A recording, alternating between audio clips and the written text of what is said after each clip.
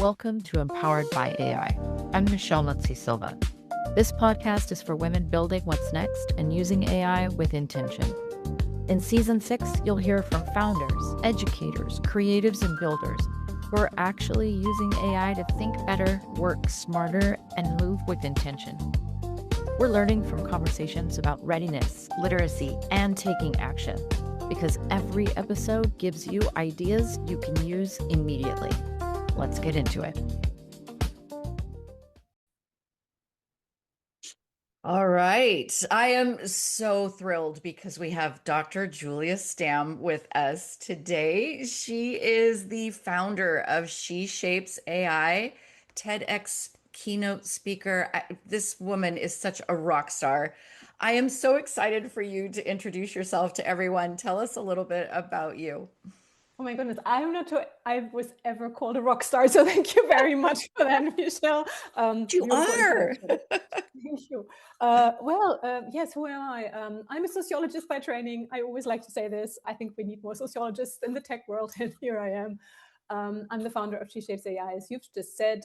She Shapes AI is an organization I founded 2 years ago. But my obviously my history goes back a number of years before that. So I've pretty much spent my entire career at the intersection of research, innovation, technology, business, civil society, and policymaking. And I think what's driven me throughout my career is to think about how we can solve the biggest problems our societies are facing. First of all, by bringing many different people together, many different perspectives together, and really trying to approach them in a systemic way by not creating more problems when we're trying to identify and solve individual ones. And so that's what I've been doing pretty much throughout my career now with She Shapes AI. Yes, and you are so zeroed in, from what I've seen, on elevating women in this space as well. Can you tell us a little bit about your work with that and what we can do to further Mhm. support that? Yes, with pleasure, Michelle. So She Shapes AI, as the name already says, is very much focused on women. But I'm always Mhm. saying it's not just for women, it's for everyone really who cares about AI for impact. And I really hope that's many, many of us. When I started She Shapes AI, I was a little frustrated by the fact that I saw so few women being given the spotlight in AI conversations, or when we were talking about AI innovation, right? This was very much coming from a very particular subset of a population, if I may say, also very US based.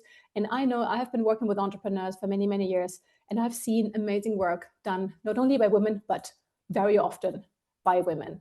And what I've also seen is that women, and I'm not the only one, so this is actually proven by research, women are 3 times more likely to build for impact ventures. And when we're thinking about AI and the promises of AI, right, we always hear AI is going to solve all our problems, if we're not talking about how AI is going to destroy all of us.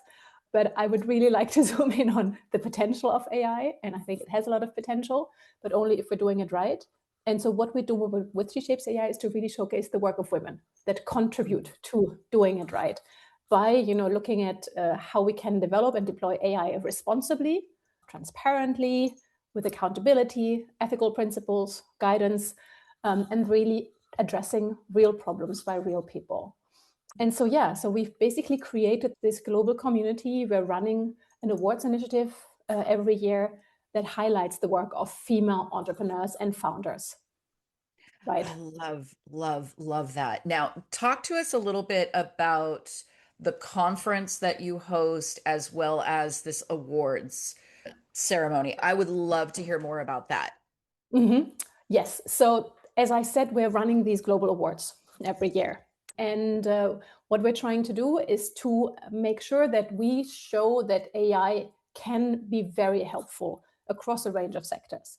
And so every year we're choosing a particular subset of categories. This year it's been 10 categories around AI in education, around AI in healthcare, climate, food and agriculture, safety, security, you name it, the future of work, where we really think AI will have a lot of potential.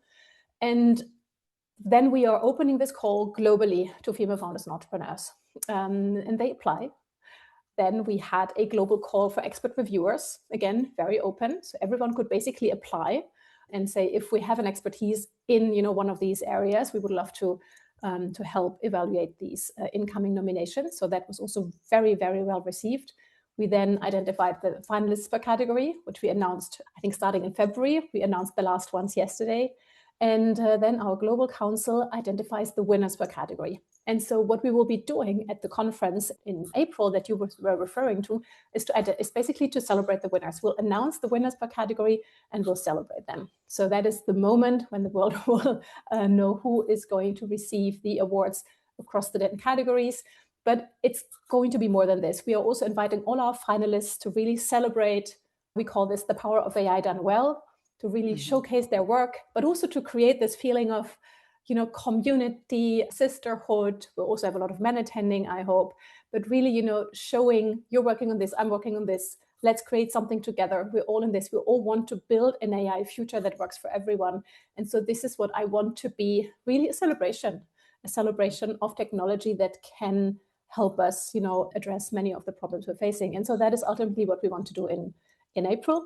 It's the award ceremony, but it's also a conference that we're calling The Power of AI Done Well. And we're bringing people together, across sectors again. Many of them interested in AI, many of them working with AI, on AI, entrepreneurs, but also consultants, or people who just have some first experiences with AI. We're bringing them together. We're talking about the potential, some of the dangers, some of the mythology around it. And it's really, it's a very different kind of AI gathering, I would say. And I know that you talk a little bit about an AI leadership gap. How do you see the work with She Shapes AI, the conference, highlighting these really true action takers through the awards ceremony? How do you see that tying together? Do you see this solving a pain point for Yeah. us?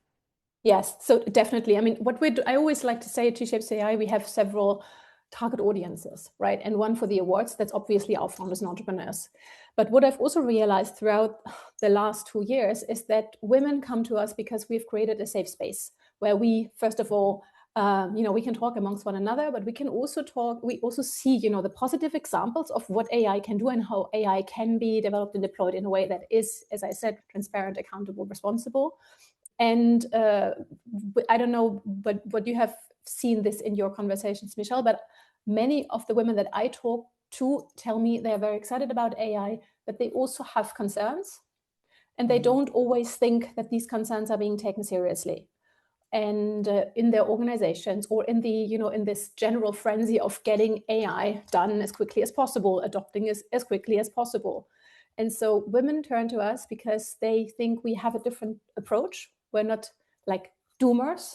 We're not saying we think this is a horrible technology, but we have a very different approach, I think a thoughtful approach. And this is why women, but not only women, people trust us. And they come to us and say, if you would have an offer or develop something where we can learn about AI more from a strategic perspective, but really something where also our concerns are being taken into consideration and where we can find answers to these concerns and also how we can navigate them in institutional contexts and settings, then we'd love that. And so based on this, we've actually developed a training program.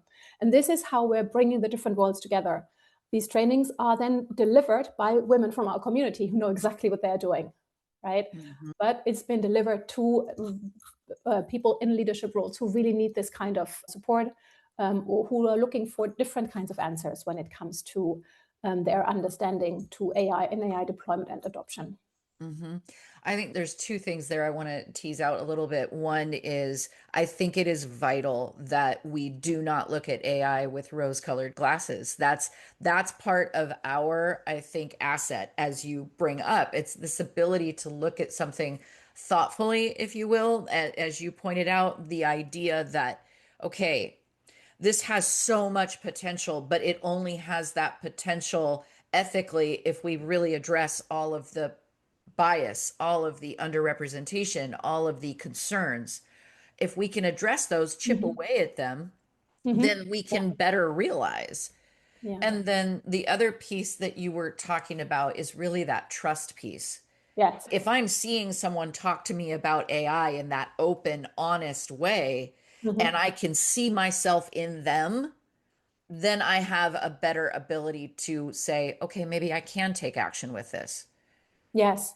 I mean, you've exactly, those are two so very important points, really crucial points. And I think it's something that many organizations underestimate, right? The trust issue, for instance, right? There is a lot of adoption gaps between the management and team members, et cetera, or women and men, or different kinds of generations. And I think we need to ask ourselves a lot of very hard questions in order to address these. And one of them really is to say we need to take concerns very seriously, and they are legitimate, right? It's not just fear, it's not being negative about the technology, but it's actually discernment. And I think it's our responsibility. It's our responsibility, as this is a technology that changes so much, to really ask critical questions, and also to say this is not slowing things down. This is actually a reasonable, important approach to shaping this technology, and it needs these different voices. It needs us to address concerns in a very, very substantial and very honest way.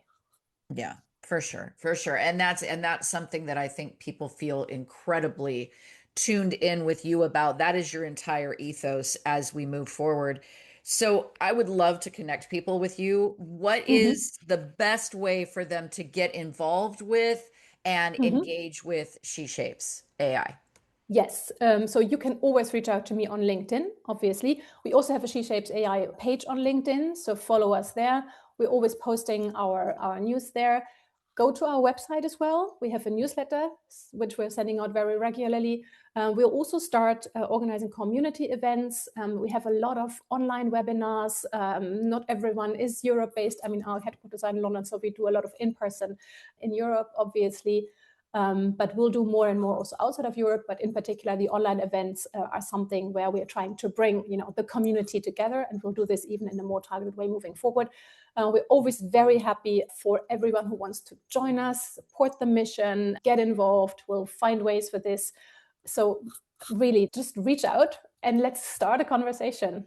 That's fantastic. And then the conference, if someone's coming to this after April and they're hearing about this, is this conference going to be an annual event with you? Yeah. Are you planning on these Yes. awards ceremonies continuing? Precisely. Yes, precisely. So Michelle, so that is our annual event, right? It's sort of the culmination of what we're doing, because this is ultimately when we're announcing the winners of our awards. We're doing the awards annually. So the next round will open in October this year. So everyone who feels like they have something, they're working on something, or they have a startup in AI, or they are a thought leader in AI, please watch the space. You can also register on our website your interest in the awards, and then we'll keep you updated on when the next call is opening. But it's going to be October for sure. And then we're looking at another ceremony next year. But as I said, we do have monthly online events, in-person events. So there will be plenty of opportunity to get involved. But yes, these flagship events sort of are really when we're bringing the community together. So amazing. And I love the fact that you're just elevating all of this positivity into the space and all of this thought leadership. Thank you so much for not only taking the time to talk to me, but for just sharing this with the world on this global scale. We appreciate the heck out of you. Thank you. Thank you, Michelle. I mean, this was wonderful. Thank you for inviting me. I really, really appreciate it. You've been listening to Empowered by AI, and I'm your host, Michelle Muncy Silva. If something from this episode clicked, don't let it stop here. Take one idea and try it out this week. And if you want to go deeper, head over to the Empowered by AI, the Slay Effect YouTube channel, where you can watch demos and walkthroughs from our guests today and so many others. Like, subscribe, and join us there so you don't miss out on what's coming next. All the links and resources are in the show notes. I'll see you next time.